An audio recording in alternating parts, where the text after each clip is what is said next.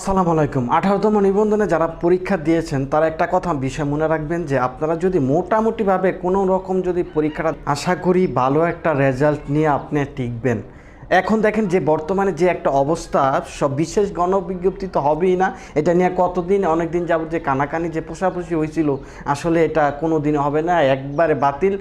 এখন যারা 18তম নিবন্ধনে আছেন তাদের জন্য একটা বিশাল কিছু হতে যাচ্ছে আগামীতে, বিশাল একটা নিয়োগ। এবং আপনারা এই রেজাল্টটা প্রকাশিত হবে এই মাসে না, অর্থাৎ অক্টোবরের প্রথম সপ্তাহে হবে, সেপ্টেম্বর পুরা বাদ।